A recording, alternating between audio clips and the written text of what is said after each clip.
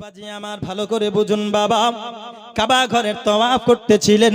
ওই সন্তান তওয়াফ করতে করতে আমার নবীর উপরে যখন দরুদ পড়তে শুরু করেছে, সঙ্গে সঙ্গে আল্লাহর একজন বৃদ্ধ বান্দা হঠাৎ করে যেন প্রশ্ন করে উঠলেন, ওগো আমার সন্তানের বয়সের এ আমার বাবাজি, তুমি আমায় একটু বলো না, তুমি কেন বারংবার দরুদ পড়তেছো?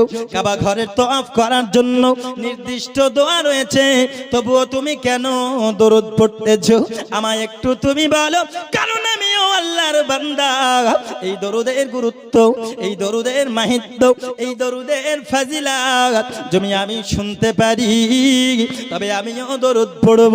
যদি দরুদ পড়া ভালো হয়, তবে যদি দরুদ পড়া ভালো হয়, তবে আমি কেন দরুদ পড়ব না? তুমি আমায় বলো, কেন তুমি এত সুন্দরভাবে দরুদ পড়তেছো?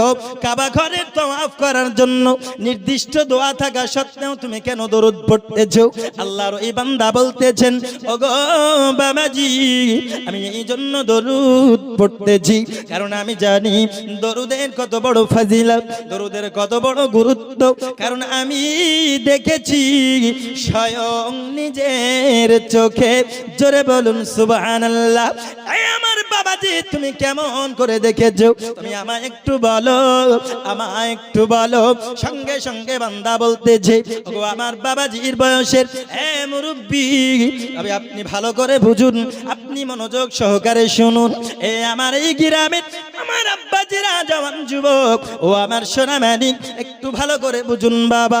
যারা দরুদ পড়ার সময় কৃপণতা করে, যারা দরুদ পড়ার সময় কুণ্ঠাবোধ করে, মসজিদে সর্বশেষে দরুদ যখন পড়া হয়, আযান শুনিলে শয়তান যেমন হাজার হাজার মাইল দূরে পালিয়ে যায়, অনুরূপ কিছু মুসল্লি বর্তমান যুগে আছে, নামাজের শেষে দরুদ পড়ার পূর্বে দূর দূর করে পালিয়ে যায়।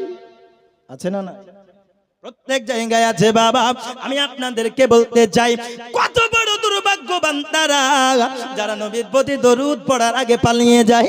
এই আমার যুবক, এই আমার জালসা শুনতেওয়ালা আশারাও, আমার বাবাজি মুরব্বি, একটু ভালো করে বুঝুন বাবা। ওই সন্তান বলতেছে, বাবাজি, আমি যখন হজ করতে আসছিলাম, আমি যখন হজ করতে আসছিলাম, হজ করতে আসার সময় আমি শুধু একা আসছিলাম না, সঙ্গে আমার বাবাও ছিল, সঙ্গে আমার বাবাও ছিল। তবে বলছে, বাবা তুমি একা কেন? তোমার বাবাও যদি সঙ্গে থাকে, তবে তুমি একা কেন আমায় বলো? সঙ্গে সঙ্গে বলতেছেন,